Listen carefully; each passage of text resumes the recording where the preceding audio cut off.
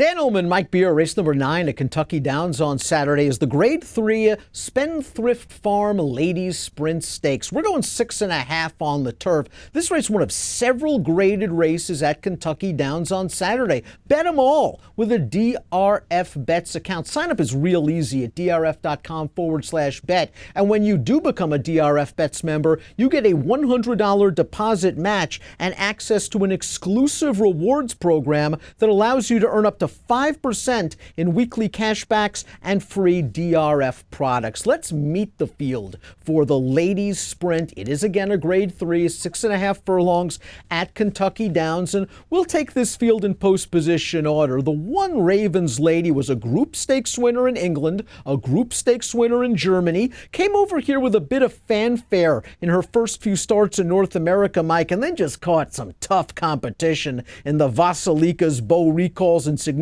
forms of the world. First time Pat Biancone, she got a little class relief and she showed what she could do. Let's watch that race at Gulfstream from August the 16th. She's already taken this thing over and she's off to the races. Yeah, I mean, she liked the class relief and won easily in this race. It's sort of interesting that when she got over here, they obviously thought highly of her. They ran her in some pretty tough races. That didn't work out. I didn't see her do really any running in any of those starts, but she's took a step forward in this race. As you say, she's a group winner sprinting, so maybe this is what she wants to do. Number 2, Pastime is going to be a big price in this race, but she ships down sharp from Saratoga for an underrated trainer in Vicky Oliver. We'll go back to her race at the Spa on July the 24th. This is what's known as gutting it out. She's the number 1, and I thought she got a pretty clever ride from Javier, saving ground, now angling out, and now it's kind of a cavalry charge to the wire, and she's going to get her neck down in front. Yeah, it was a nice win for her, I guess. I thought two back at Churchill, I thought she hung when she didn't get by Coexistence, who's also in this race, but she didn't hang here. She got a great ride, I thought, from Javier, and she closed it down. Alexandra's won 3 out of her last 4, and she's got an explosive kick when right. Now, 2 back in the Royal North, when she was the beaten favorite, she just got a miserable trip. There wasn't a lot of pace going on. She somehow ends up 4-5 wide all the way through the turn, and she was still punching on late. You were so impressed with that race, you backed her in the Smart and Fancy. It's a downpour at Saratoga, and they turn to the stretch. It's a completely different trip. Joel Rosario saves ground, waits. The hole's going to open up now. This is in the Team Valor colors. Red cap, green silks. Just to her outside is Morticia, who's as game as they come. But look at how Alexandra just finished this race off nice. I'm not worried about 6.5. No, I'm not worried about distance for her either. She got a great trip and ride in that race, obviously. But listen, once the hole opened up, she won that race very easily. She's a really nice horse. I feel like this distance really does work for her, and she should have another setup in this race. 6.5, no problem going down the hill. She's won over various configurations in her career. She started her career in Australia. I don't think the European configuration at Kentucky Downs works against her. A Little Bit Me finished 4th last time out in the Daisy Cutter, going 5. And you could argue that maybe the 5, just a little bit sharp for her at this point in her career. They turn into the stretch, and A Little Bit Me is a little far back. She's the gray coming widest right now. She is out of the picture, but she's going to come with a good run behind Painting Colors, who's also in this field. Listen, the 6.5 is going to work a lot better for A Little Bit Me. The question is she good enough? I think that is a valid question, but if she's not quite good enough, she's not that far off either. She's pretty good.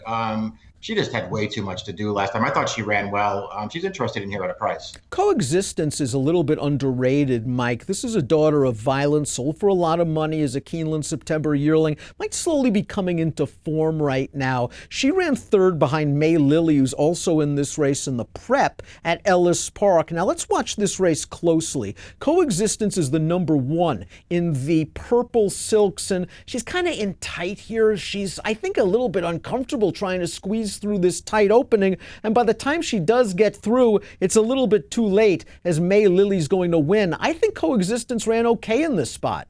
I thought she ran pretty well in that race, too, and so did May Lily. I have no problem with May Lily, I guess, either. I don't know if I necessarily want either one of them in this race, though. I just think this is a way tougher spot. Painting Colors is a pretty salty mare. Now, she's made most of her dough at 5 furlongs, but she's proven capable at 6.5 on her best day, and she has got a good amount of early speed. Let's go back to her last race. A little disappointing.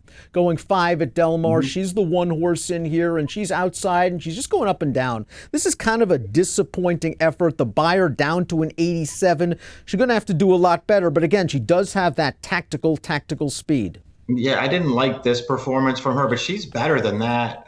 She also has run really well down the hill at Santa Anita, so you feel like 6.5 at Kentucky Downs might be okay for her. If she rebounds, she could get a piece of this. Timeform Pace Projector believes that she could get to the lead, and I wouldn't be surprised if she does. She's got Morticia to the outside, and I think that the connections have to be very happy. They're outside of the other speed. Morticia has shown the ability to sit off a horse and finish. Now, while the 6.5 is good for some horses, like Alexandra, a little bit me, I wonder if the 6.5 really plays to Morticia's strengths. She's pretty honest, but Alexandra ran her over last time.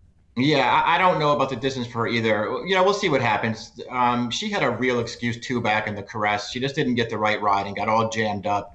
And she ran, a little bit better last time. I'm just not a big fan of hers, Dan. She's okay.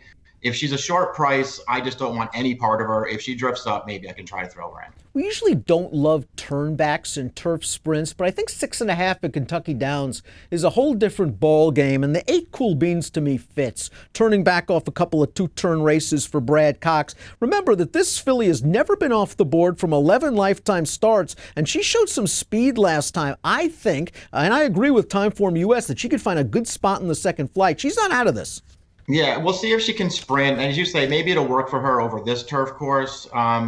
She is a horse, though, who's just been way at her best when she's able to make the lead in her races. I don't know what's going to happen if she gets outrun early in this spot. Tiny Tina's the number 9, and Tiny Tina won her last start for Phil D'Amato way back on May the 27th at Santa Anita. Let's take a peek at that race right now. And Tiny Tina, split horses right here. This is the decisive run for Tiny Tina. She's in those white blinkers, and she's going to end up wearing down these horses late. Now, this race was at 1 1/8. It preceded a long layoff. To me, this is a little bit of a curious spot. Phil D'Amato's done a great job with Tiny Tina, a reform claimer, but I wonder if this is kind of a very rich starting off point. Yeah, it's a weird spot to me, too. Cutting back to sprint here, I mean, she had won 3 races in a row when we last saw her, and then she goes to the sidelines. That can't be a good sign. Ruby Notion, the 10's real honest. And Ruby Notion won this race last year off a pretty decent turf sprinting mare in lull for Christophe Clement. Now, she hasn't reached the winner's circle since, but I think she's slowly rounding back into form. Beaten by Alexandra last time out, had to come a little bit wide and got the home court edge over that one. Thought she ran pretty well last time. It was nice to see her sort of signal that maybe she's getting back into form. She was in really good form last year. I think what she really wants is some cut in the ground. Stillwater Cove won 2 out of her first 3 starts last year for Wesley Ward. Her loss came when she shipped over to Royal Ascot. That's how highly Wesley thought of this filly. Let's go back to her last race, or it's 2 starts back, the Soaring Softly, excuse me. Take the folks through this horse as a trip. This just didn't work out. She's down on the inside right now. You can see her in the black colors. They're just trying to find somewhere to go. And Joe Bravo can't find anywhere for her to go. By the time he tried to get her back to the rail, you can see she got beat to that spot, and she just takes up out of the race. Very unlucky in this race. They tried to stretch her out around 2 turns last time. I don't think that's what she wants. She's a turf sprinter, and she's a pretty good one, and she's a big price on the line. She's a big price on the line because she doesn't have figs, but the talent has been there since day one. She's a horse you could certainly use. She switches to Paco Lopez here. We saw May Lily run down Coexistence, although Coexistence might have had a slightly more difficult trip in that race. It was a nice performance for May Lily, a breakout performance, but yet a breakout with only an 85 buyer. Yeah, I mean, listen, she's won 2 out of 3 since they've cut her back to sprint again, and that's probably what she really wants. The question is, can she improve again? Let's take a look at our top selection for the Grade 3 Kentucky Downs Ladies Sprint. Listen, I've just been taken with Alexandra. Maybe I'm jumping on the bandwagon 1 race too late, but you saw how she flew home last time out, and that's not the first time we've seen her kick like that. I think this turf course is going to be right to her liking. I went 3, 9, and 7.